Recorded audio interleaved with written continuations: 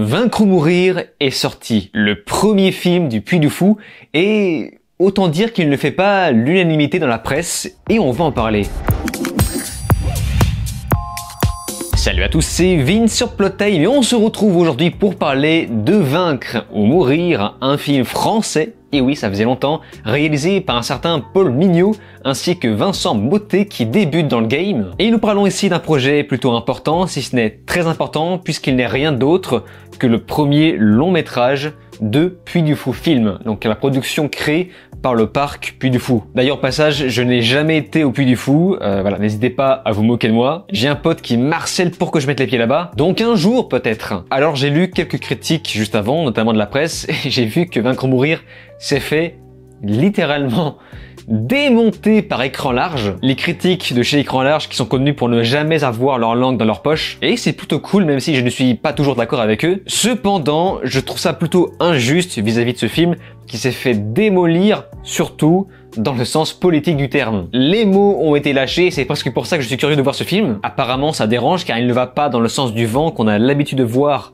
depuis toujours, depuis très longtemps dans les grosses productions, qu'on a l'habitude de voir dans les médias, dans les BFM TV, ou encore dans des Libérations et leurs promos de la pédophilie, et j'en passe. Et c'est pour ça, moi je dis, profitons de ce film avant l'arrivée du prochain Astérix, tout frais, qui va probablement mieux marcher la semaine prochaine. C'est triste, mais c'est vrai. Alors il faut savoir que le Puy du Fou s'en est pris plein la gueule, surtout ces dernières années, je sais pas pourquoi, il y a une espèce de focus sur le Puy du Fou. T'as Notamené qui a carrément écrit un bouquin là-dessus, et je trouve ça rigolo qu'ils ne mettent pas autant d'énergie dans des gros mensonges du style Vikings Valhalla. Bref, vous l'avez compris, si le Puy du Fou s'en prend plein la gueule, c'est parce que l'ambiance sniffe apparemment un petit peu la droite et le patriotisme. Du coup, forcément, c'est pas bien. C'est pas bien et évidemment, ça agite la sphère de voir quelque chose d'un autre temps. Je veux dire, c'est fini ce temps-là. C'est évident que Vaincre ou mourir va bider. Janvier, c'est le mois où ça bide. La dernière fois que j'ai vu un film de ce type, c'était L'Empereur de Paris. Quelle claque ce film. Bon voilà, bide. À moins d'un malentendu, on verra bien. Après attention, il y a quand même un film à évaluer derrière. Je vois partout qu'apparemment c'est mauvais cinématographiquement, donc je go au ciné et nous allons voir si le film est à la hauteur de sa mauvaise réputation. Crevez vos chevaux, mais capturez Charrette.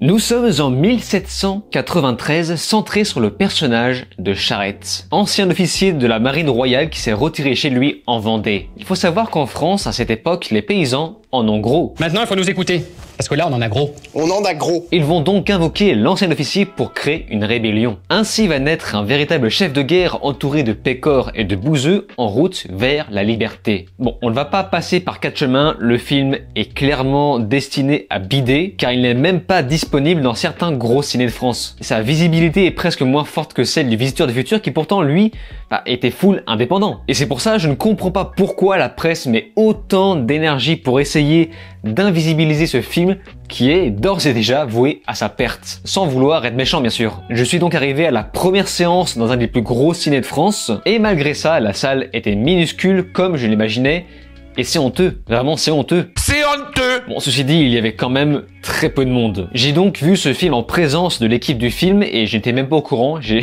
appris ça à la dernière minute. Évidemment, moi ça m'a fait plaisir et puis surtout que je voyais bien que cette équipe-là était complètement dévastée par la critique négative de la presse. Je voyais ça sur leur visage.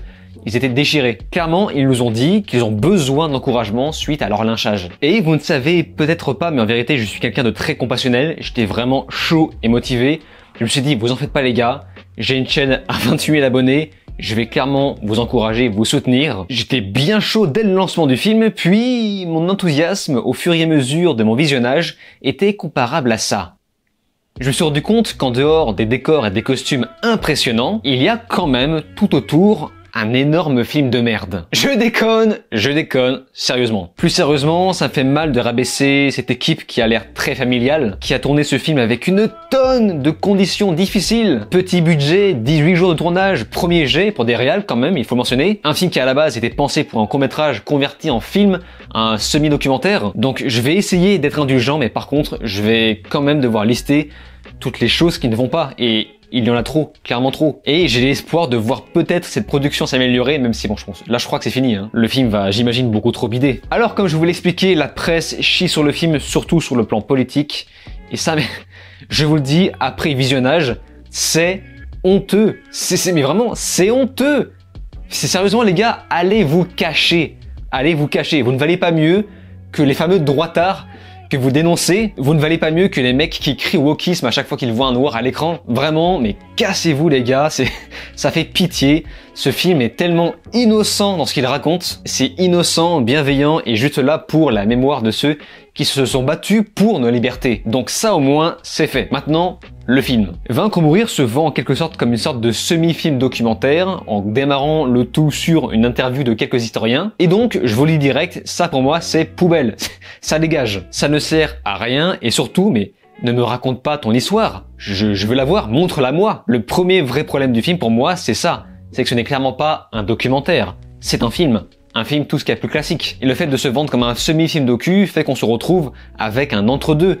Un film fait à moitié, avec tous les défauts qui vont avec. On sera donc accompagné de la voix off du héros qui va jacter tout du long, sauf à la fin bizarrement. À la fin c'est hop, il coupe le sifflet. Donc super mal équilibré avec ça. Et le héros va donc raconter l'histoire à la place du film. Par exemple, à un moment, on entend le héros dire « Nous étions essoufflés, nous étions fatigués ». Mais ne dis pas ça, montre-le-moi. Montre-moi une scène où t'as des soldats qui sont fatigués, fais-le-moi ressentir, c'est le but d'un film. Genre, fais-moi ressentir que vous êtes crevés. Je ne suis pas censé écouter un livre audio parce que c'est ça, hein, c'est un livre audio avec des images par-dessus. Vaincre ou mourir sera donc totalement dénué de tout climax. Je n'ai ressenti aucune satisfaction dans les victoires puisqu'elles ne sont que narrées verbalement et non montrées visuellement. Les personnages avec ça sont creux comme le néant. Il n'y a aucune personnalité qui se démarque, aucune relation dont on se souvient. Ils n'ont aucun caractère, aucun trait qui les démarque et quasiment pas de background. Le héros, Charrette, devient rebelle d'une seconde à l'autre. Ça n'a aucun sens. Mais surtout, on n'est jamais dans sa tête. C'est une véritable coquille vide. Et ça, c'est principalement dû au fait que le film est trop court, ne se donne jamais le temps de développer quoi que ce soit. Il aurait bien mérité une demi-heure, voire une heure de plus pour raconter ce qu'il voulait. Mais avec de recul, je remercie le Seigneur d'avoir fait ce film court. Vous savez, à la fin du premier acte, je me suis dit, bon bah, c'est pas ouf, mais au moins, je n'ai pas vu le temps passer. S'ensuit le second acte. Arrivé à la fin, je me suis dit, bon bah, j'ai pas trop vu le temps passer. C'est toujours pas ouf. Ah, c'est pas fini encore! Et s'ensuit le troisième et dernier acte, qui est d'une longueur astronomique, mon dieu. J'ai rarement autant regardé ma montre, et je suis vraiment désolé s'il y a les scénaristes qui m'entendent dire ça.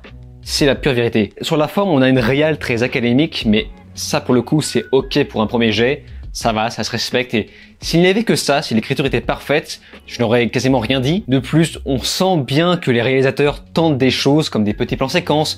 Je pense par exemple à une scène de danse qui était plutôt bien filmée, plutôt pas mal. Mais pour le reste, on ne voit quasiment pas les batailles sauf la dernière qui m'a paru très bordélique, ça bouge dans tous les sens. Et j'entends bien que le problème vient principalement du budget, ça il n'y a pas de souci, mais à la limite il aurait fallu raconter le film autrement. Par exemple en se concentrant que sur une petite partie de la révolte de Charrette, et non toute l'histoire. Mieux vaut se concentrer sur une seule chose bien faite et bien construite. Le reste aurait dû être vaguement raconté par le biais de dialogues, encore des flashbacks, etc. Afin de se concentrer bien sûr sur le bon développement des personnages, quitte à inventer des petites histoires.